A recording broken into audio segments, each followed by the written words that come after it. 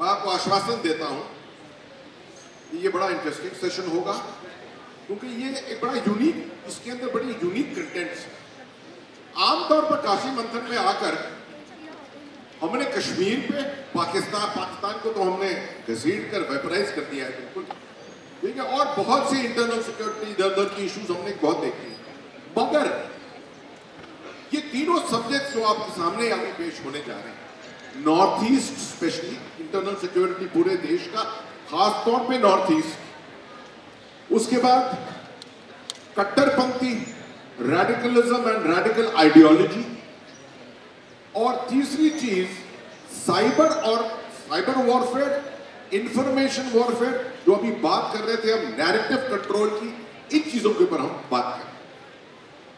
मैं उम्मीद करता हूं कि हमारे स्पीकर्स जो हैं उनको मैं तकरीबन जनरल जोकिन चौहान साहब को थोड़ा ज्यादा वक्त दूंगा, क्योंकि ये ज्यादा एरियाज को इनको कवर करना है, and I will request doctor Adil Rashid to cover his intervention in about 10 minutes and Dr. Jitin Jain to also cover it in about 10 minutes, and then we'll do a little question answer with you. तो internal security, आपने अभी तक तो पूरे external security के बारे में देखा, चीन के बारे में खास तौर पे, क्योंकि मेन थ्रेट जो है आजकल जो हमारे दिमाग में है वो चीन से है। पाकिस्तान का भी आपने थोड़ा सा सुना, और जो आधुनिक लड़ाइयाँ चल रही हैं दुनिया में उनके बारे में भी सुना। अब आते हैं अंदरूनी बिल्कुल भारत के अंदर, और भारत के अंदर 2 दिन पहले आपने देखा 5 अगस्त को तीसरी एनिवर्सरी थी आर्टिकल 370 को रद्द करने या अमेंड करने। उसके क्या असर हुए आपने टेलीविजन पे देखा होगा, शेखर गुप्ता को बहुत देखा होगा यूट्यूब पे और सब चीजों के ऊपर। मगर ये नहीं देखा जाता है कि भारत के अंदर और भी बहुत जगह है। नॉर्थ ईस्ट हमारी सबसे पुरानी इंसर्जेंसी है। रेड कॉरिडोर जो है, एक जमाने में तकरीबन 1/3 भारत जो है वो रेड कॉरिडोर के अंदर के चपेट में आया हुआ, नक्सलिज्म की चपेट। वो we have improved, we have gone far beyond that situation today. और कश्मीर के बारे में तो मालूम ही है कि 1989 से 30 साल से किस तरह से ये प्रॉक्सी वॉर लड़ी जा रही। तो हम अब इसके बारे में जनरल चौहान साहब से सुनेंगे कि उनके विचार क्या है, क्या स्थिति है इस वक्त, और उसी से लिंक करके फिर हम डॉक्टर आदिल रशीद के पास जाएंगे और डॉक्टर जितिन के पास। Over to. हेलो, आप सुन सकते हैं? मेरी आवाज सब तक आती सकती है? अब मैं उधर बैठा हुआ था और मैं भी सुन रहा था जैसे आप सुन रहे हैं, तो मेरे को ऐसा लगा कि मे भी आप ब्रेक चाहते होंगे? नहीं? सब खुश है ना? ब्रेक ले लिया? Okay. I will first talk to you about the internal situation in India. अब आपको अचंभव होगा कि ये जो internal situation है, ये this is linked to the external situation. अब चाइना के बारे में we spoke at length, but how has China created this internal situation for us? 2017 में जब मैं डायरेक्टर जनरल असम राइफल्स था, तो मैं म्यांमार के कैपिटल नैपीडॉ, एक नया कैपिटल है, रंगून से शिफ्ट करा था उन्होंने, तो मैं उधर गया और उनके वो जो टॉप लीडरशिप जो आर्मी जनरल्स हैं उनसे मिला मैं। तो हम चाय के दौरान में खड़े हुए थे, मैं यूनिफॉर्म में था, तो उनका जो होम मिनिस्टर है वो भी लेफ्टिनेंट जनरल है मेरे जैसे, तो वो बोलता है जनरल साहब मैं आपसे बात कर सकता हूँ? तो मैंने कहा जरूर। तो कहता है we have a common enemy. तो मैंने कहा अच्छा? कहता है yes we have a common enemy, the common enemy is China. I don't trust China and you don't trust China. हम गए थे म्यांमार या Burma because we wanted to talk of the interference of the Myanmar army in the northeast areas, and they are giving them help and assistance to the northeast rebel groups, जिन्होंने Burma के border areas में they had created 55 to 60 camps because of which we were not able to finish off the insurgency. But ये कहानी इधर नहीं शुरू हुई. The story started in 1817. It is much before India became independent. In 1817, the Burmese kingdom had invaded the northeast of India, or what is today the northeast of India. And during this invasion, they had taken what today is the capital, or today is the state of Assam. They had overrun the Kamrup kingdom, the Ahom kingdom. And from the Ahom kingdom, the Burmese kingdom looked after the entire states of Manipur, Nagaland, Mizoram, and the complete area down to Rangoon, where the kingdom's capital was. But at this time, the king of Manipur, who had lost his kingdom to the Burmese kingdom, asked the British to interfere. And when the British interfered, he defeated the Burmese and not only took the entire northeast, but also took the entire Burma. तो वो जैसे वो बंदर को बोलते हैं कि ये take a banana or take two bananas, वो दोनों banana खा के बैठ जाता है. The British did exactly that. And because of this interference of the British in the northeast and further on to Burma, they created a large number of tribes who were living on either side of the border, who migrated from Burma or migrated this way. India had a long relationship with Burma and the southeast of Asia because a large number of people had carried Buddhism with them, and which is because Burma became Buddhist, and along with it Laos, Cambodia, Thailand, and all these places. In fact, Thailand, the ancient capital is called Ayutthaya, that is Ayodhya. और उनके जो राजा होते थे, they used to be King Ram, Rama, 1, 2, 3, 4. तो ये हमारा connection है North East के साथ. But what has this got to do with the North East insurgency? In North East, before the British were leaving us, the Nagas had created what they called a Naga club. This was created in 1927. And this Naga club actually went to the British and told them that we have never belonged to India. So when you leave India, please leave us as we were. The story now shifts to 1946. The British had decided to leave India. The Naga club had now changed to the Naga National Government, the Naga National Conference. And they were still agitating to this issue that we don't belong to India. But there was the British governor of Assam called Hydari, who said that with the movement of the British colonial empire, the choices are only two. You either secede to India or you secede to Pakistan. So the Naga-Hydari agreement of 1946, one of the main issues was that we will secede to India for 10 years. If we like this, our association with India, we will continue, and if we don't, we will become independent. This was what was agreed pre-independence with the Naga National Conference. When India became independent, this obviously was not agreed to. And this agreement of Hydari was not accepted. And therefore started the first insurgency in independent India. In 1956, the Naga rebels started an armed rebellion. And in 1958, India airlifted troops, the army, into Nagaland, and then started the process of the defeating or bringing to justice or bringing the Naga or quelling the Naga insurgency. This AFSPA Act, this Armed Forces Special Powers Act that we talk about, is Armed Forces Special Powers Act of 1958, created to fight the Naga insurgency that had started in 1958. और तब से, from 1956 onwards, this war or this internal insurgency has continued in India. It continues till today. In 1997, and तब मैं एक young officer था, I was fighting in Nagaland, is the time when we first had a ceasefire with the Naga Socialist Council of India of Nagaland, NSCN, in Isaac Muiva का जो group था.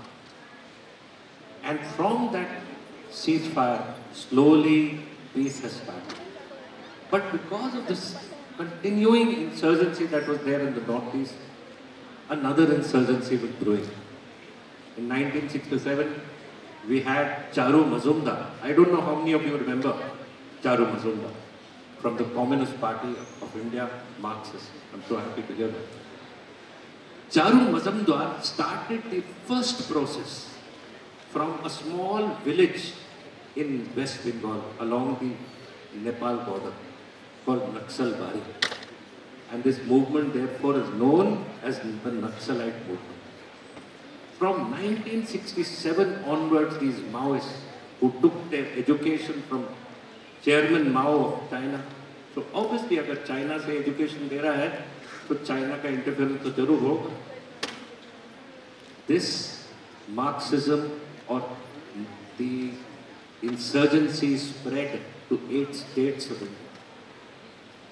When Dr. Manmohan Singh, the previous Prime Minister of India, said this was the greatest internal security problem of India, much greater than what was in Kashmir, much greater than what was in Nagaland or the Northeast.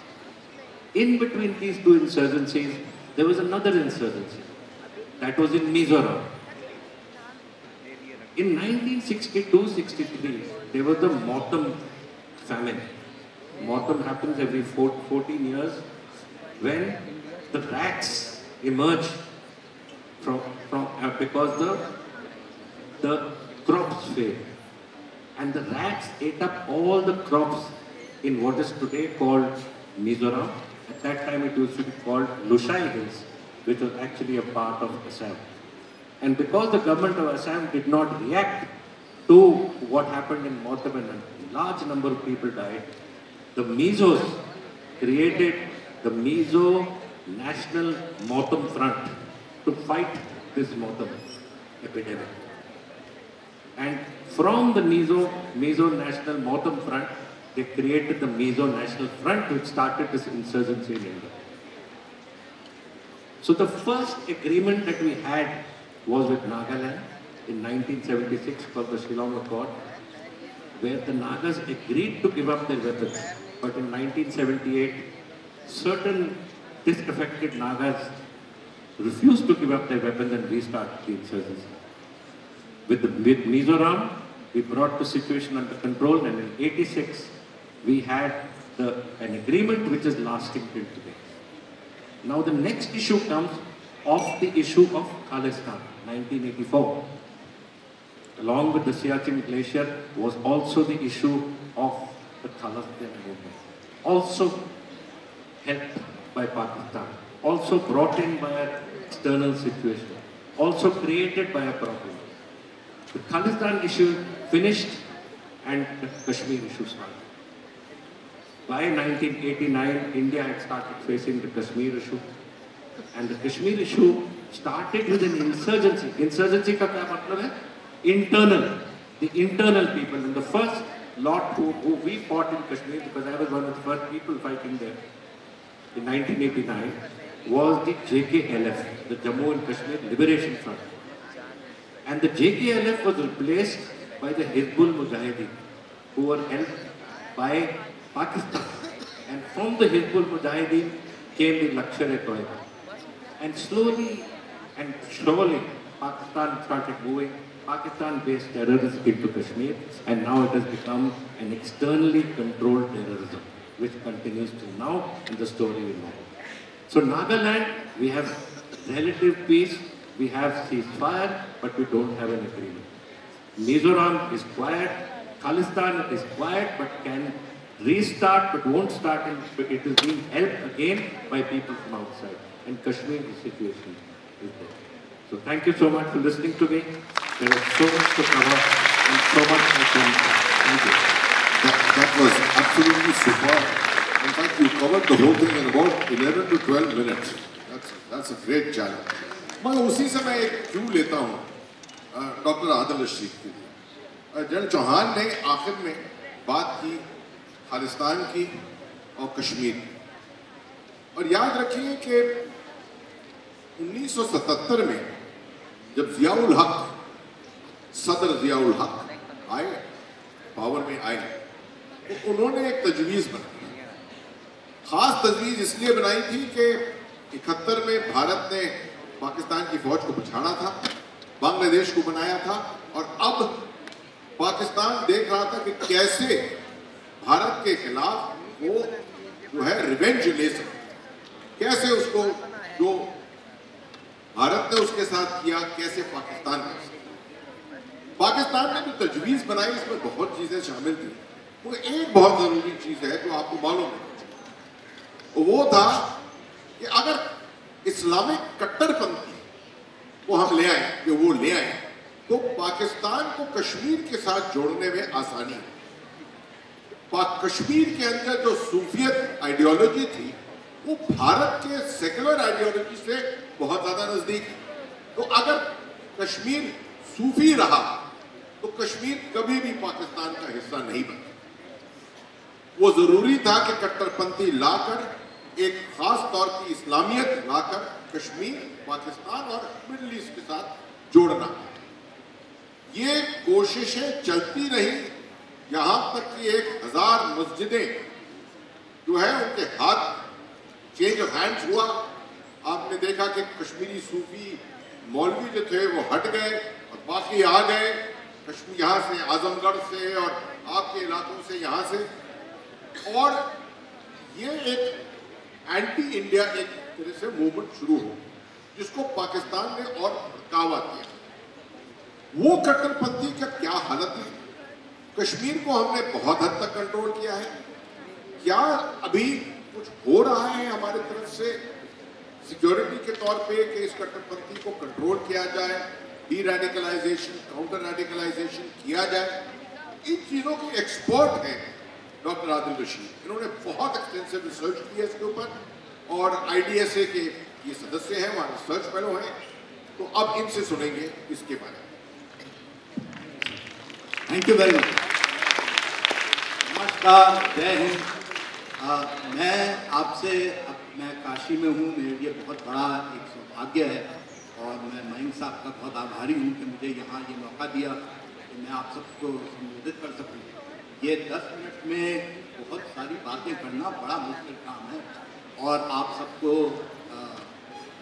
उसमें बांध के रखना बहुत मुश्किल बात है। मैं बस ये कहूँगा कि धर्म अपनी जगह है, हालांकि मैं जिस पावन धरती पर हूँ ये धर्म की जगह है, लेकिन धर्म को कई बार पॉलिटिक्स के लिए, सियासत के लिए इस्तेमाल किया जाता है। धर्म का काम जो है वो अध्यात्म का है, स्पिरिचुअलिटी का है, मॉरलिटी का। उसका काम पॉलिटिक्स का नहीं है। जैसे आर्मी का काम देश की सुरक्षा करने का है, जब वो पॉलिटिक्स में आ जाए तो फिर वो ट्रेन नहीं है सोल्जर कि वो पॉलिटिक्स कर सकते। उसी तरह से मौलवियों का काम, पंडितों का काम धर्म की बात समाज में, समाज सुधार पे और नैतिकता के लिए है। तो जब वो सियासत में आ जाता है तो एक दूसरे समुदाय की तरफ कुश्ती शुरू हो जाती है, दूसरी परेशानियाँ शुरू हो जाती हैं। इसमें मैं ये कहना चाहूँगा कि जब इस्लाम पहले भारत में आया तो एक स्कॉलर था अल-बरूनी, वो 9वीं 10वीं शताब्दी में भारत में आ चुका था, और उसने जब ब्राह्मणों से बात करी, उसने तहकीकाए हिंद लिखी, जिसको पहला इंडोलॉजिस्ट कहा जाता है, 10 वॉल्यूम्स में लिखी, इंडिया को बहुत अच्छे से समझा, और उसने ये पाया कि जो भी वो इस्लामी अपना थियोलॉजिकल डिस्कोर्स कर रहा है, ब्राह्मणों ने कहा ये हमें सब मालूम है, ये आप हमें क्या बता रहे हैं, उससे ज़्यादा हम आपको बता सकते हैं। तो भारत के इसी अध्यात्म को और इसी फिलॉसफी को भारत को प्रतिष्ठा दी। और यहाँ तक कि अमीर खुसरो ने ये कहा कि अगर अरब की दुनिया को ये मालूम हो कि दिल्ली क्या जगह है तो काबा को तवाफ करे दिल्ली का। ऐसे भी मुसलमान थे, जैसे मुल्ला दाऊद ने चंदायन लिखी और जैसे मुल्ला कुद्दूस ने शायद धर्म के ऊपर किताब लिखी। लेकिन फिर हर तरह के और किस्म के मुसलमान भी भारत में हुए। तो अगर हम सिर्फ ये कहें कि इस्लामिक जो इस्लाम भारत का है वो सिर्फ शांति प्रिय है, नहीं, उसमें हर किस्म का कलर है, हर टाइप का है। और अगर हम आज ये कहते हैं दुनिया में कि तालिबान देवबंदी है, देवबंदी मत को फॉलो करता है, तो देवबंद कहाँ है? देवबंद यही यूपी में है। बरेली कहाँ है? बरेली यहीं पे है। और अगर आप कहेंगे कि वहाबी क्या है, तो अब्दुल वहाब के जो गुरु हैं मोहम्मद हयात जो सिंध के हैं, वो भी हिंदुस्तान के एरिया के हैं। वो अहमद शाह सरहिंदी जो पंजाब के थे उनका मत फॉलो कर रहे हैं। तो एक तरह से कहा जाए कि वहाबियत का जो बीज है वो भी भारत से ही आया, अच्छा और बुरा। और अगर आप मौदूदी की बात करें, जो कार्ल मार्क्स कहे जाते हैं पॉलिटिकल इस्लाम के, वो भी औरंगाबाद में ही पैदा हुए। तो जो बात ब्राह्मणों ने तब कही थी, तब तुम असी, जो बाहर तुम्हें दिखता है वो मेरे ही अंदर, हमको उसको पहचानना। आजकल हमारे यहाँ ये परेशानी है कि अगर हम देवबंदी को समझना चाहते हैं तो किसी स्वीडन के स्कॉलर को पढ़ रहे हैं या किसी बाहर के इंग्लिश स्कॉलर को पढ़ रहे हैं। अगर हमें अकाली और निरंकारी के बारे में पता करना है तो हम किसी बाहर के स्कॉलर को पढ़ रहे हैं। हमें अपने ही देश के अंदर सारा ज्ञान मौजूद है। और अगर हम स्ट्रगल कर रहे हैं इस परेशानी से लड़ने के लिए, तो हमें अपने अंदर अपने देश में ही रहना, उससे ही हमें काफ़ी आंसर्स मिल सकते हैं। कई बार हम देखते हैं एक हमारे किसी मुसलमान दोस्त का नाम यूसुफ है, किसी का नाम इस्माइल है, तो ये यूसुफ कौन है, ये इस्माइल कौन है? कोई अगर रेडिकलाइज हो रहा है तो वो क्या बातें बताई जाती हैं जिसकी वजह से कोई रेडिकलाइज हो रहा है, उन बातों के बारे में हमें बहुत कम मालूम है। तो जो पुराना हमारे पास ज्ञान था वो अब नहीं है। मेरे पास ITSA में एक उर्दू का खत आया और उन्होंने सीधा मुझे लाके दे दिया। 20-25 साल पहले कई हमारे हिंदू भाई और सिख भाई ऐसे होते कि जो वो उर्दू का खत खुद पढ़ लेते, लेकिन एक ही देश के अंदर एक जनता आपको जानती है और दूसरी जनता दूसरे को नहीं जानती। ये बहुत बड़ी एक विडंबना है, इस पर हमें सोचना है। इसमें मैं ये कहना चाहूँगा कि इस पर हमें काम करना है और जब हम ये कर पाएंगे तो कई हमारी परेशानियाँ, अगर हम ये जान पाएंगे कि देवबंदी क्या होता है, वहाबी क्या होता है, अभी हमें बिल्कुल एक एलियन टेरिटरी में हम। इसके साथ मैं कहना चाहूँगा कि रेडिकलाइजेशन क्या होता है, जो जनरल साहब ने बात की। रेडिकलाइजेशन का मतलब सिर्फ कट्टरता नहीं है। Radical word Latin word radicalist निकला। रेडिकल का मतलब होता है रूट। तो जब भी कोई सियासी मूवमेंट किसी एग्जिस्टिंग सोशल पॉलिटिकल सिस्टम को अपरूट करने की बात करे, वो रेडिकल होता है। वो लिबरल रेडिकलाइजेशन भी हो सकता है, वो कम्युनिस्ट रेडिकलाइजेशन भी हो सकता है, वो कोई भी रेडिकलाइजेशन हो सकता है। सिर्फ कट्टर होना, अपने धर्म को मानना खुद में, मतलब हालांकि वो रेडिकलाइजेशन की तरफ ले जा सकता है, उसके लिए टर्म है फंडामेंटलिज्म। जब आप इतने कट्टर हो जाते हैं कि आपको लगता है किसी और संप्रदाय में कोई अच्छाई है ही नहीं और सारी सच्चाई जो है मेरे ही धर्म में है या मेरी ही फिलॉसफी में, वो फंडामेंटलिज्म। जब आप ये सोच जाती है कि मुझे जो एग्जिस्टिंग सिस्टम है लिबरलिज्म का, डेमोक्रेसी का, सेकुलरिज्म का, वो डेमोक्रेसी और सेकुलरिज्म जो है मुझे पसंद नहीं है, वो एक्सट्रीमिज्म हो जाता है, क्योंकि जो मेन धारा है उससे एक्सट्रीम आपका ख्याल है। लेकिन जब आप इस पे आ जाएं कि जो एग्जिस्टिंग सिस्टम है उसको मुझे इसी वक्त और अभी, चाहे नॉन वायलेंट या वायलेंट रूप में उखाड़ कर फेंकना, उसकी जड़ें हिलानी, उसको अप्रूव करना है तो आप रेडिकल हो। तो ये मैं सोचा कि इस परिभाषा को मैं थोड़ा सा आपको बता दूं। उसी तरह से मैं कहना चाहूँगा कि इस्लाम एक धर्म है और जैसे सारे धर्म हैं वो भी उसका अपना एक थियोलॉजिकल मत है ईश्वर के बारे में और नैतिकता के बारे में। लेकिन जब वो सियासत में इस्तेमाल होता है तो परेशानी होती है। और इसका काम अनफॉर्चुनेटली जो पार्टीशन हुआ उसी वक्त से शुरू हो गया। पाकिस्तान की बुनियादी रिलीजन और पॉलिटिक्स के बेसिस पे हुई, वरना वो हमारा अंग है। और ये उसके लिए नेचुरल है कि वो ये खेल खेले, क्योंकि वो अपने आप को जस्टिफाई करने के लिए वो यही खेल खेलेगा, वरना तो उसका कोई औचित्य नहीं है होने का। उसमें हमें सबसे इम्पॉर्टेंट बात ये सोचनी है कि अगर हमें कोई परेशानी आ रही है तो वो कौन सा मैसेज है। मैं फिर यही कहूँगा, हम ये बात करते हैं सोशल मीडिया से लोग रेडिकलाइज हो रहे हैं, लेकिन उसका मैसेज क्या है? अगर आप उस मैसेज को देखेंगे तो आपको ये पता लगेगा कि ऊपर के तड़के के बाद जब सारी दरूद शरीफ खत्म हो जाती है और सारा जो इस्लामिक फ्लेवर खत्म हो जाता है, अल्टीमेटली वो पॉलिटिक्स की बात कर रहा है। किसी वक्त वो बात करेगा चाहे इराक की या अफगानिस्तान की या अमेरिका की बुराई की, उसका धर्म से कोई ताल्लुक नहीं। तो जो कंटेंट है रेडिकलाइजेशन का वो जनरली पॉलिटिकल होता है, उसको धार्मिक तड़का दिया जाता है और उसमें मेनली वो कम्युनल तड़का होता है कि मेरी टीम है और एक आपकी टीम है और मैं आपसे लड़ रहा हूँ। उसमें धर्म में क्या लिखा है, क्या कहा गया है, उससे कोई लेन देन नहीं है। तो 10 मिनट में मैं इसमें बस यही कहूँगा कि हमें पहले अपने कॉन्सेप्ट बिल्कुल क्लियर करने चाहिए कि धर्म क्या है और धर्म के नाम पे पॉलिटिक्स क्या है। इसमें 2 टर्म्स आती हैं, इस्लाम की और इस्लामिज्म की। कि मौदूदी ने ये एक बहुत गलत कॉन्सेप्ट दुनिया में शुरू किया, इसलिए उसको कार्ल मार्क्स भी कहा जाता है पॉलिटिकल इस्लाम को, जो कि बाद में इख्वान मुस्लिमीन जो इजिप्ट का एक मूवमेंट था उसने पकड़ा और हसन अल बन्ना और सैयद कुतुब ने पब्लिकली और अपनी लेखनियों में एक्नॉलेज किया कि मौदूदी हमारा गुरु है।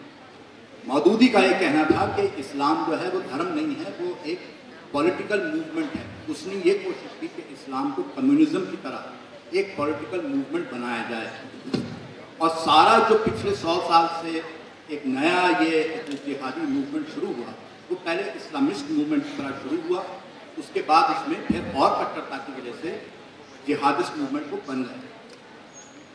तो इस सब के लिए पहले हमें नैरेटिव पढ़ता होना चाहिए, फिर ही हम उसके बारे में काउंटर नैरेटिव बना सकते हैं।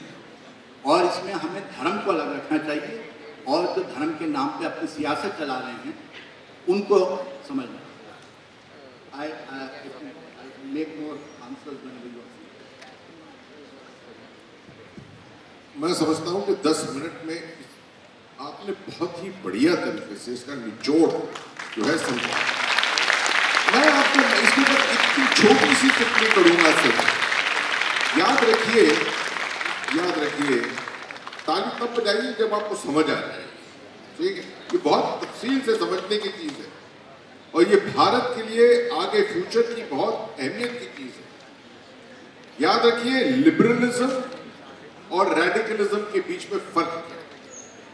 तो कट्टरपंथी जिसको हम कहते हैं, सबसे बड़ा उदाहरण, सबसे अच्छा उदाहरण जो है पाकिस्तान के जियो टीवी की एक रिकॉर्डिंग, जिसके अंदर एक सुसाइड टेररिस्ट तहरीक तालिबान पाकिस्तान जिसको पुलिस ने पकड़ लिया क्योंकि उसकी जो सुसाइड वेस्ट थी वो मैल फंक्शन हो गई। पकड़ के उसको टीवी पे पूछा कि तुम ये क्यों कर रहे हो। उसने पूछा क्या, कि अपने आप को मार कर सबको, यहां जितने लोग हैं उनको नष्ट करने में तुम्हें क्या मिल रहा है? ये सब तो मुसलमान हैं, तुम भी मुसलमान हो। तो उसका जवाब जो था बहुत सही। उसने कहा मैं मुसलमान हूं मगर इनमें से कोई मुसलमान नहीं। हालांकि सब पूरा पाकिस्तान देख रहा था, सब पाकिस्तानी थे। उसके मुताबिक सिर्फ जो उसकी आइडियोलॉजी थी, जिस तरीके से इस्लाम को वो पहचानता था, वही मानने को है तैयार और कुछ नहीं। लिबरलिज्म की जड़ ये होती है कि आप अलग अलग किस्म के आइडियोलॉजीज को मानने को तैयार हो, समझने को तैयार हो, पढ़ने को तैयार हो। वो भारतीयता की जो सनातन धर्म की सबसे बड़ी चीज जो है, the acceptance of plurality is one of the greatest qualities of the faith of Sanatan Dharma. This has to be understood. And I request Dr. Adem Rashid in his next intervention छोटा सा एक्सप्लेन करेंगे कि किस तरीके से भारत के अंदर जो ये कोशिशें हो रही हैं पाकिस्तान या कहीं से भी इसको बढ़ावा देने की, इनको कैसे हम जड़ से काउंटर कर सकते। मैं अगले राउंड में आपके पास आऊंगा इसके। I come to doctor Nitin Jain. इसी अब हम टेक्नोलॉजी पे आए। एक तो हमारे संबंध काफी सालों से हैं, बहुत सालों के बाद हम मिल रहे हैं यहाँ पर। मैंने इनको बहुत जल्दी पहचाना कुछ साल पहले। मैंने इतना युवक इस तरह का so technically competent and understanding the whole concept of cyber narratives, information warfare बहुत कम देखे पाए। तभी मैं बहुत इच्छुक था कि ये आपके सामने आकर और आपके पास बात करें, हालांकि टाइम बहुत कम है इसके। तो जितनी बातें हमने रखी, अभी आपने देखा इंटरनल सिक्योरिटी की बात जनरल शौकत साहब ने की, उसके बाद डॉक्टर आदिल रशीद ने की कट्टरपंथी की आइडियोलॉजी की कि कैसा क्या रोल होता है। अब हम जाते हैं डॉक्टर जितिन जैन के पास बताने के लिए हमको कि साइबर का क्या रोल है। और साइबर के दो पहलू हैं, एक तो टेक्निकल पहलू है और दूसरा नैरेटिव का पहलू। इन दोनों को कम से कम टाइम में अगर वो समझा सके, दैट इज अ चैलेंज। धन्यवाद सर। आवाज आ रही है मेरी? तो सबसे पहले तो मैं डॉक्टर नहीं हूँ, तो ये मिस इन्फॉर्मेशन मैं करेक्ट कर रहा हूँ, it's on the way. But सबसे पहले मयंक सिंह जी को सर आपने यहाँ पे बुलाया, तो यहाँ पे जितने भी सज्जन उपस्थित हैं सभी को मेरा सादर अभिवादन। और काशी के साथ आप सबका आशीर्वाद हमको ज्ञान के रूप में मिल रहा है, बहुत अच्छा है। ये देखिए, ये जो डिस्कशन है, मैं अपनी फील्ड से आता हूँ, पर जब सर को सुना हमने वेस्ट एशिया के ऊपर सुना, या मयंक जी को सुन रहे हैं, आप सर को सुन रहे हैं रेडिकलाइजेशन के ऊपर, ऐसा नहीं कि हम यहाँ बैठ के ज्ञान दे रहे हैं, यहाँ पे ज्ञान हमें भी मिल रहा है। युद्ध हो या बुद्ध, ज्ञान हमेशा दूसरे से ही प्राप्त होगा जब आप दूसरों को सुनेंगे। तो ध्यान लगाकर सुनिए, हो सकता है इसी फील्ड में कल आप में से कोई एक जाए और यहीं से आपके करियर की संरचना की एक शुरुआत हो। तो अब मैं अपने इशू के ऊपर आता हूँ।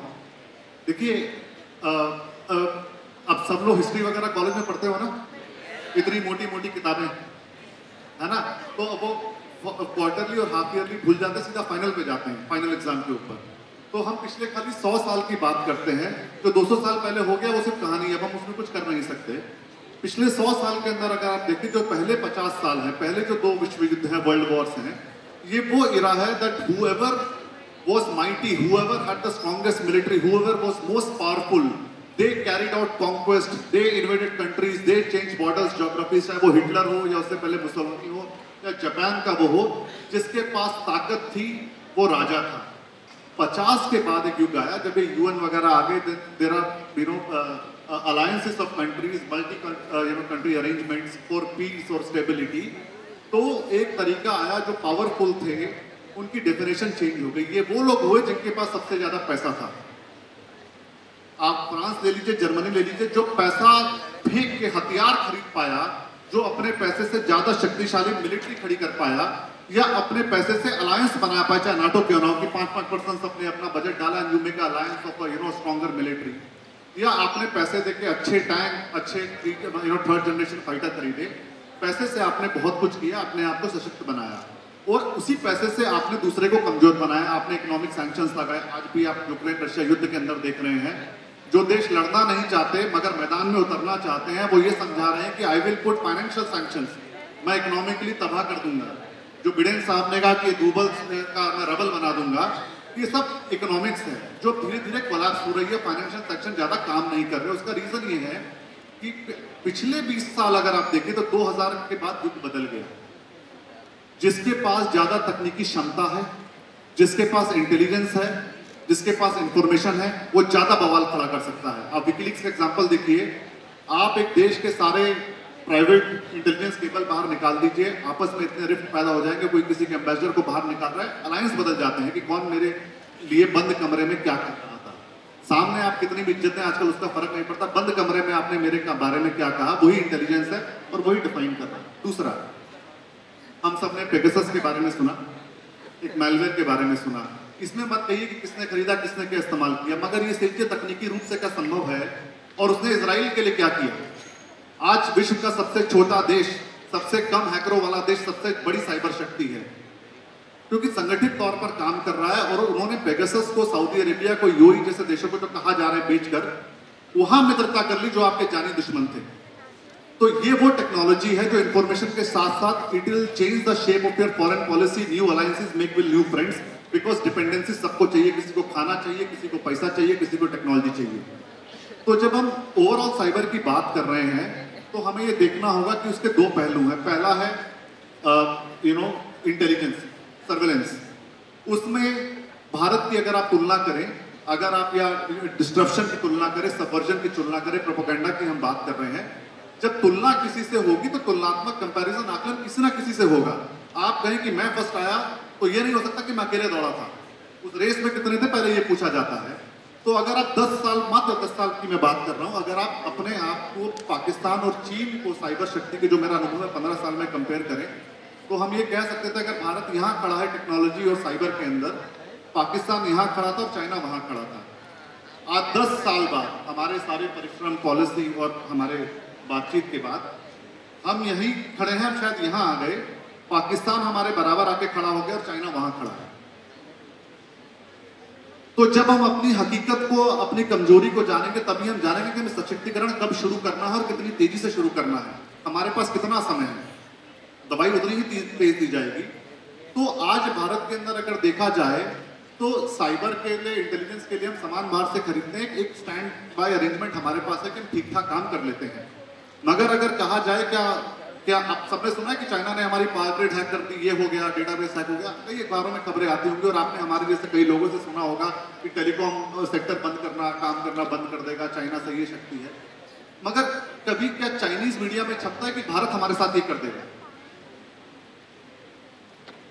हमारे पास कितनी ऑफेंसिव पावर है।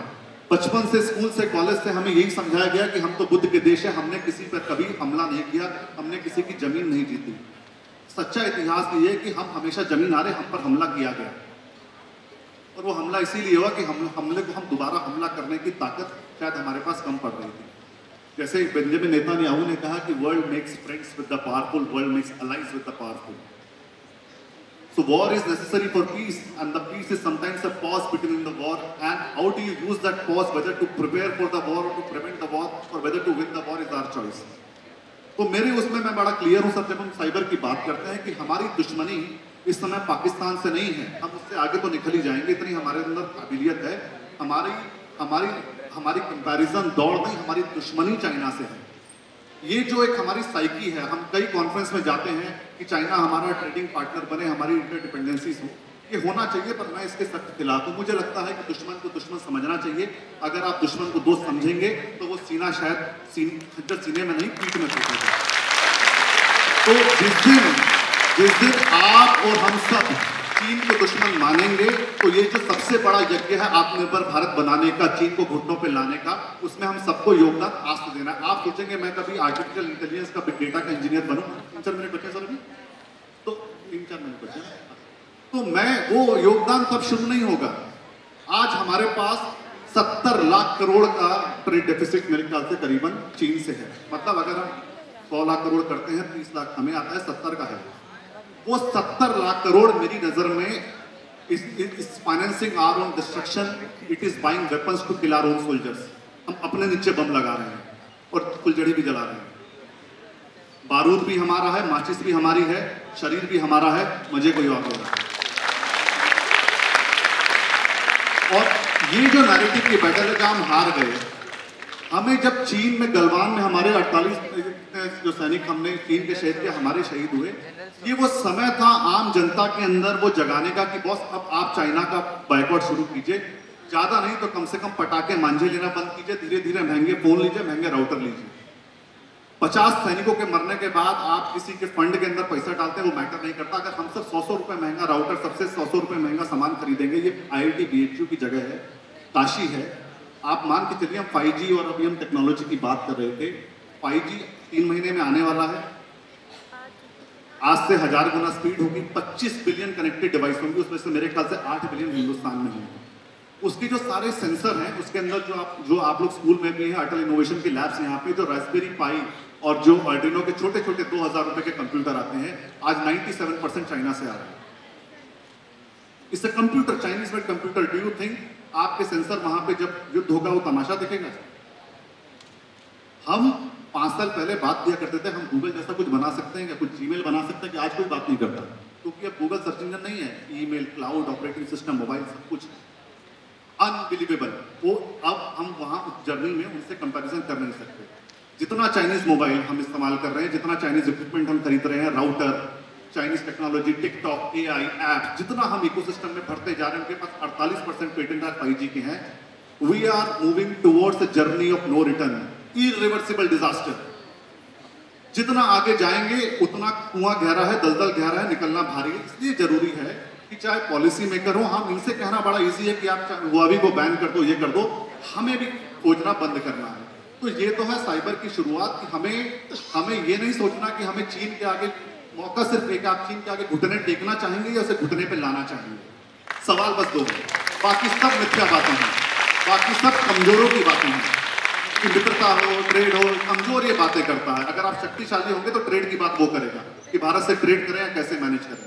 तो मुझे लगता है कि हमारी पीढ़ी को अगली दिशा के अंदर जाना है कि हम जो है वो कैलाश और मानसरोवर की बात हुई, हम वो बुद्ध और युद्ध की बात है, उसे वापस देने की कोशिश कैसे करें by the share power of military force और टेक्नोलॉजी। अब मैं एक बात करता हूं कि इंटरनल सिक्योरिटी के ऊपर कि साइबर के ऑफेंसिव पावर ठीक है, एक जो इमर्जिंग थ्रेट आपके और हमारे लिए हम लोग रोज जो इसका पार्ट कर रहे हैं वो इंफॉर्मेशन वॉरफेयर है। देखिए, अब सर ने एक बड़ी अच्छी बात की कि 10 मिनट में डीरेडिकलेशन समझाओ, आप 1 घंटे में भी शायद कम पड़ जाएगा। सही बात है ना सर? पर जो रेडिकलाइज कर रहा है वो 5 मिनट का वीडियो करा के गले कटवा रहा है और दंगे भड़का रहा है, उसके लिए 5 मिनट काफी है एक वीडियो बनाने के लिए। That is the power of propaganda. उसको एक्सप्लेन नहीं करना, उसको आपको खाली एक झूठी फोटो दिखानी है। और ये हमारे साथ पिछले 7 साल से हो रहा है। दिल्ली में दंगे हुए, हमने देखा 20,000 हैंडल पाकिस्तान से बने, 500 फोटो और वीडियो सर्कुलेट हुई, सारी सीरिया, पाकिस्तान, बांग्लादेश के वहां के दंगों की, जिसमें किसी बच्चे को मारा जा रहा है, युवती के साथ गलत दुष्कर्म किया जा रहा है, किसी के घर में आग लगाई जा रही है, वो वीडियो देख के कि आपका खून खौल जाए। एक छोटा मोटा जो क्रिमिनल दिल्ली के गाजीपुर बॉर्डर पे पकड़ा गया, उसके पास घी के कनस्तर में जो है वो तमंचे थे।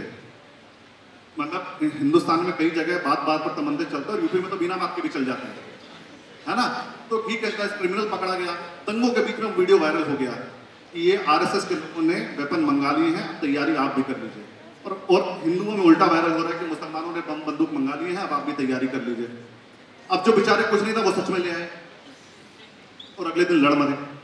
एक अफगानिस्तान के सुसाइड बॉम्बर की फोटो वायरल हो गई कि दिल्ली पुलिस ने आज ही पकड़ा है गोकलपुरी में। तो जब आप ये देखते हैं कि सुसाइड बॉम्बर है, इतना कुछ होने वाला, you have a violent reaction in society, और वो सारा कंटेंट पाकिस्तान से आ रहा था। मोहम्मद शमी को कई लोगों ने गाली दी, गद्दार कहा, 80% कंटेंट पाकिस्तान से आया। आप कश्मीर में इंटरनेट बैन है और सारे कश्मीरी हिंदुस्तान मुर्दाबाद नारे लगा रहे हैं। इंटरनेट बैन है, ट्वीट कहां से कर रहे हैं? ट्वीट लाहौर और रावलपिंडी से हो रहा है। यहाँ पे सारे लोग मुसलमानों को गाली दे रहे हैं, मुसलमान हिंदू को दे रहे हैं, 80% पहले पाकिस्तान से चालू हो रहा है। कौन कर रहा है? तो आप सबको ये जानना होगा कि हमें पिछले 20 साल से हम ये पढ़ते हैं कि ISI भारत में आतंकवादी भेजता है और जनरल साहब जैसे लोग उनमें से कईयों को उनकी जगह भेजते हैं। पर उनके आने का सिलसिला नहीं रुकता, इनके मारने का सिलसिला नहीं रुकता। आतंकवादी खत्म होते पर आतंकवाद खत्म नहीं हो रहा, क्यों? तो ये लास्ट के 2 मिनट में मैं वाइंड अप करूंगा कि इसलिए कि there is a organisation called ISPR, inter services public relations. आपने कभी आसिफ गफूर के नाम पे गूगल करिएगा।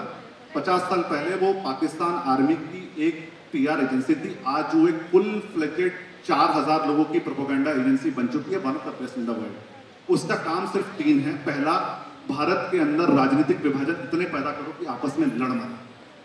दूसरा, इतने रिलीजियस कॉन्फ्लिक्ट पैदा करो, और ये ग्रीन बुक में हमारा असेसमेंट नहीं है, उनकी पॉलिसी डॉक्यूमेंट में है, इतने रिलीजियस डिवीजन पैदा करो कि आपस में रोज दंगे हों, रोज एक दूसरे को गाली दे, इतना रिलीजियस एटमॉस्फेयर खराब हो जाए कि हिंदुस्तान को कोई सेक्युलर कंट्री ना बोले, हमारी मित्रता किसी जो है मुस्लिम देश से ना हो, हमारे लोग आपस में भरोसा ना करें। तीसरा, अगर कोई हम ऐसा काम करे जो भारत को as a global power project करे, surgical strike, air strike, vaccine, successful lockdown, ऐसी सिचुएशन पैदा कर दो कि समाज उस पर विश्वास ना करे।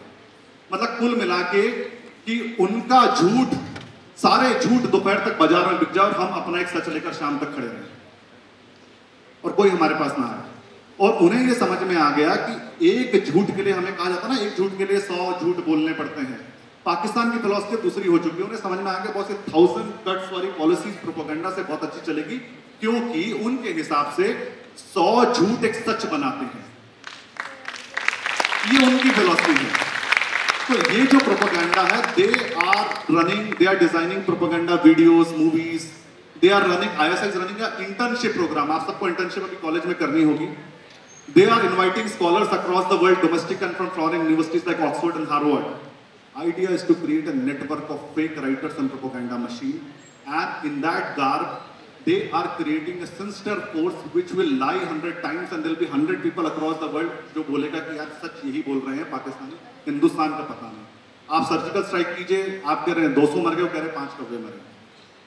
हमारे अपने लोग आपस में बात कर रहे हैं कि सच में कुछ हुआ कि नहीं हुआ।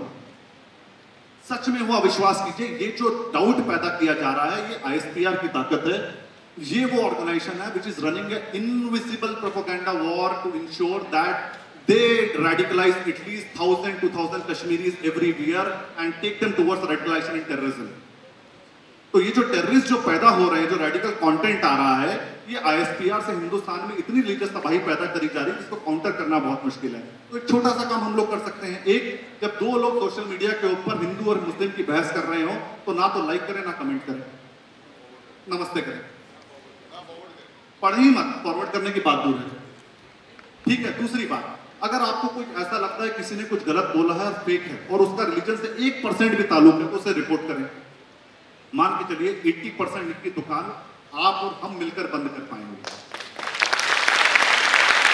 आज यूक्रेन का एग्जाम्पल देखिए, हर आदमी, मेरी 3 मित्र वहां MP हैं, तो अच्छा खासा परिवार है, आज वो वहां पे AK-47 लेके लड़ रहे हैं। ऐसा नहीं कि शौक है, वो माचोमैन बनना है, मजबूरी है कि जिंदा रहना है तो आखिरी आदमी तक लड़ना होगा, और वो सिविलियंस हैं, 2-2 हफ्ते की ट्रेनिंग है। तो अगर आप चाहते हैं भगवान के लिए अगली पीढ़ी में आपके बच्चों के लिए ऐसी नौबत ना आए, तो अपने आज के लिए वो काम कीजिए कि कल हम आज इतने ताकतवर हों कि किसी और को आपके खिलाफ ऐसे लड़ना पड़े, आपके बच्चों को नहीं। युद्ध आपकी धरती पे हो कि चीन की धरती पे हो, ये फैसला आपको हमको करना है अगली पीढ़ी में। इन्होंने अपना कर्म कर दिया, इस बड़े यज्ञ में हमें अपना जो है योगदान देना है। और मैं अब यही कहूंगा कि एक जो प्रोपेगेंडा की ताकत है, वो प्रोपेगेंडा की ताकत ये है कि ISI जैसी वर्ल्ड की सबसे बड़ी टेरर ऑर्गेनाइजेशन जो 4-5 साल तक अपना साम्राज्य चलाती रही, उसका 80% रिक्रूटमेंट मॉडल मिडिल ईस्ट नहीं, वो ग्लोबली आ रहा है। ऑनलाइन रिक्रूटमेंट करते थे, पैसा देते थे, स्काइप पे इंटरव्यू होता था, घर में 10 लाख रुपया पहुंच रहा था। ये प्रोपेगेंडा और रिक्रूटमेंट की ताकत है। यूक्रेन के अंदर एक लेसन है, सारा का सारा जो टेक्निकल वॉर है, प्रोपेगेंडा है, ट्रांसलेशन है, हैकिंग है, या इंटेलिजेंस कलेक्शन है, सैटेलाइट इमेजरी एनालिसिस है, कम से कम 10,000, हम भी उसका पार्ट है, 10,000 एक्सपर्ट्स का ग्रुप ग्लोबली उनको सपोर्ट कर रहा है, सिंपैथी गेन कर रहा है। तो एक नया अंडरस्टैंडिंग ये भी है कि in technology wars can be outsourced completely. You can find new allies which do not necessarily be your naval neighbors or borders. You can find allies in Taiwan, maybe somewhere in Jordan, or maybe in a country like Mauritius that there are good hackers. तो ये आपके लिए है कि cyber जो एक नया मौका आपको दे रहा है, ये वो मौका है कि शायद चीन से लड़ने में हमें कन्वेंशनल वेपनरी में इतनी ताकतवर सेना बनाने में शायद उसमें हमें शायद 10 साल और लग जाए, या 15 साल उनके बराबर आने में। पाकिस्तान शायद आपके हमारे बराबर आ जाए, युद्ध हो तो शायद स्टेलमेट हो या छोटा कॉन्फ्लिक्ट हो, मगर अगर साइबर में आपके पास इतनी टेक्नोलॉजी होगी कि आप ड्रोन नीचे हैक करके गिरा सके, ड्रोन को टारगेट कर सकें, उनके इंटेलिजेंस सिस्टम को धराशायी कर सकें, उनकी पावर ग्रिड, उनकी टेलीकॉम सेक्टर को गिरा सकें, तो चीन को आप घुटने पे ला सकते हैं। साइबर एक वो एसिमेट्रिक वेपन है कि जो पाकिस्तान शायद हमारे साथ कर रहा है, हम भी चीन के साथ कर रहे हैं। ठीक है ना। तो उसके लिए आपको ये फैसला करना है कि वेदर जो एक छोटी सी चॉइस है कि आपको चीन के आगे घुटनों पर बैठ के बात करनी है, घुटने टेकने हैं, उसको घुटने टिकाने हैं, बस एक छोटी सी चॉइस है। और मैं हमेशा ये कहूंगा जो भी लोग आप चाइना को पढ़ रहे हैं, आप ये काशी नगरी है, भगवान की नगरी है, राम बने तो पूरे बने, रावण बने तो पूरे बने, बीच वाले मत रहना, या तो दोस्त मान लो या दुश्मन मान लो। धन्यवाद।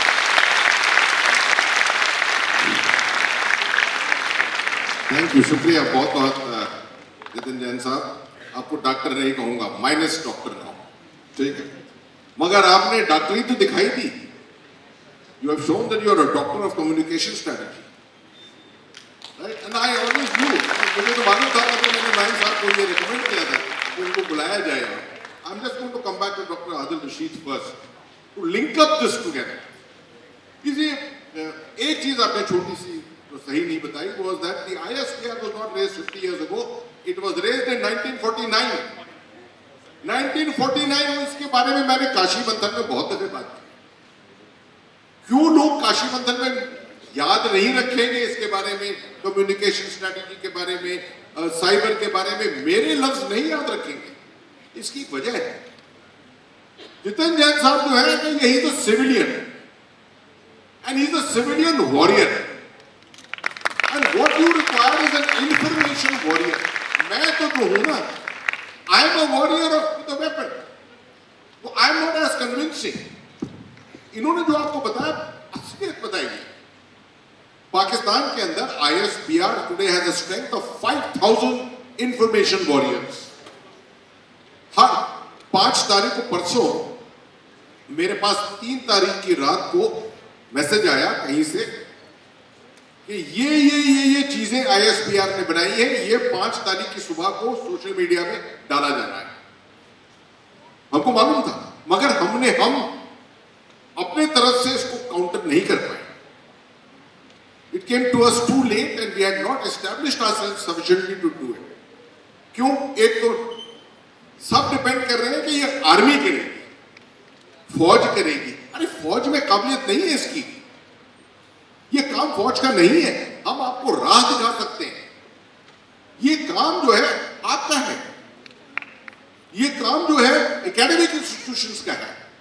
This work is of academia, this is a work of all kinds of people put together. इसके ऊपर तो बहुत देर तक चर्चा होगी। कभी किसी दिन माइक साहब से कहेंगे कि एक अलग से यहां पर वेबिनार सेमिनार रखा जाए ऑन कम्युनिकेशन स्ट्रेटजी। मगर मैं आपके पास आता हूं, आदिल रशीद साहब, ये बताइए कि इतनी चीज तो बताई अभी जितिन साहब ने, आप समझते हैं कि as an academic and a person who is analysing and researching, probably you are the best in terms of knowledge, you are the finest in India today. No one knows more than you on Islamic radicalism and what the effect of that is, the strategic effect of that is taking place in India. Do you think आप और जितिन जैन साहब जो है, आपके बीच में तालमेल हो सकता है? क्या आप लोग can you sort of get on his mode और उसके जरिए मैसेजिंग शुरू कर सकते हैं कहीं? Do you think you can take him on board with you? क्योंकि आपकी दो जो कम्युनिटी है, technical community and the academic community, have to get their act together. क्या ये पॉसिबल है? इसके लिए क्या चाहिए? यस सर, आई थिंक ये न सिर्फ पॉसिबल है बल्कि ज़रूरी है। And I think generally what happens, जो स्कॉलर होता है वो बहुत सारी चीज़ों में फंस जाता है, अपनी इश्यूज में फंस जाता है, उसको प्रैक्टिकल एस्पेक्ट्स में जानने के लिए परेशानी होती है। But when we look at certain words which are used, जो इमोटिव वर्ड्स होते हैं, जैसे जिहाद एक वर्ड है। जिहाद क्या है? सबसे पहले तो इन लोगों को जिहादी कहना बंद करना चाहिए, क्योंकि जिहाद असल में क्या है वो बिल्कुल विपरीत है जो ये लोग कर रहे हैं। और ये इन्हीं के नैरेटिव्स में आता है। ऐसा नहीं है हम कह रहे हैं कि ये जिहादी नहीं है, वो इन्हीं के नैरेटिव्स में आता है। ये हमेशा अपने आप को जस्टिफाई करते हैं कि हम कैसे जिहादी हैं, क्योंकि धर्म में कुछ और लिखा हुआ। लेकिन अब उसके लिए बहुत बड़ा लेक्चर चाहिए हमसे, जो कि बहुत मुश्किल है। लेकिन जो भी कॉन्सेप्ट ये लोग इंटरनेट पे और दूसरी जगह पे देते हैं, उसको डिस्क्रेडिट करना, उसको डिसमेंटल करना, उसको ख़त्म करना, उसमें ज़रूर हमें एक ज़रूरत है और उसके लिए हमें जो है वो एक साझा हमारा वो होना चाहिए। दूसरी बात यह है कि अगर हमारे पास मेरी एक किताब है काउंटरिंग द रेडिकल नैरेटिव, उसमें मैंने बहुत ही बड़े तौर पे इन लोगों का जो मेन काम है, ये एक्चुअली मुसलमान हिस्ट्री में बहुत पहले से ये लोग कई मुसलमान साम्राज्यों को खत्म करते रहे हैं। इनके लिए वर्ड है फसादी। ये लोग फसाद करते हैं और इनके ये लोग फसाद करते हैं तो हर झूठा बेईमान डकैत आदमी को अपने आप को धर्म से जस्टिफाई करेगा कि जो मैं कह रहा हूँ वो जिहाद। तो जिहाद का क्या तात्पर्य है और जिहाद कैसे हुआ है? जो काफिर शब्द जिसका बिल्कुल डिस्टॉर्टेड मीनिंग दुनिया को बताया जाता है, कुरान में जो लोग एक से ज़्यादा भगवानों को मानते हैं उनको मुशरिक कहा गया है। काफिर सिर्फ वो लोग हैं जो कि हॉस्टाइल थे प्रॉफिट के साथ और प्रॉफिट के बाद, लेकिन अब अब्बासियों के वक्त में जाकर काफिर हर एक जो कि मुसलमान नहीं है उसके लिए इस्तेमाल किया जाता है। काफिर तो मुसलमान भी हो सकता है अगर वो जो है इस्लाम पे नहीं है और वो एक बहुत बुरा किरदार है। तो कई टर्मिनोलॉजीज ऐसी हैं जिसके लिए यहाँ पे वक्त नहीं है अभी हमारे पास, कि जिसको हम डिस्क्रेडिट हमें करना चाहिए और जिसका फ़ायदा उठा के पाकिस्तान जो है वो हमारा नुकसान कर रहा है। लेकिन sir definitely it can be done. I don't know whether the format is such that whether we can discuss it right now. Thank you very much.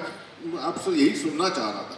आखिरी सवाल आज के इस पैनल डिस्कशन का, बहुत अहमियत रखता है ये सवाल।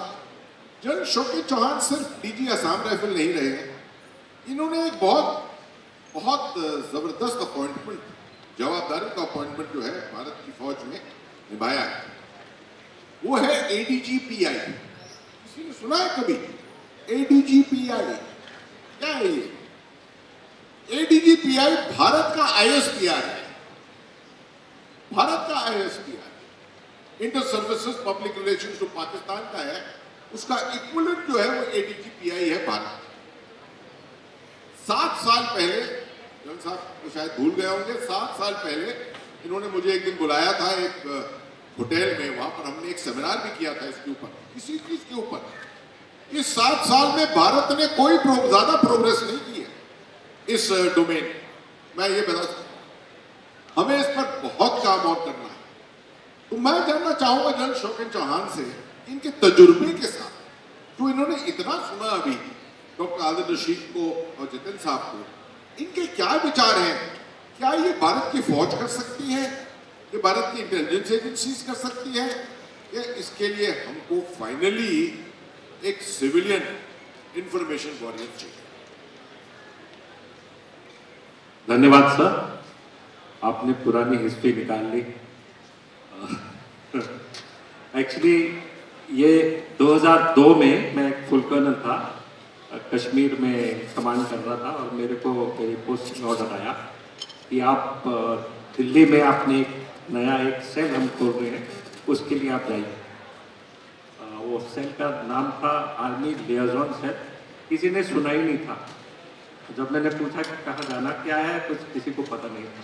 एक छोटा सा सेल था, 3-4 अफसर थे हम, और हम ये कोशिश कर रहे थे कि कारगिल के वॉर के बाद हम जो पाकिस्तान ने किया हमारे ऊपर, उसके बारे में हम दुनिया को बताएं।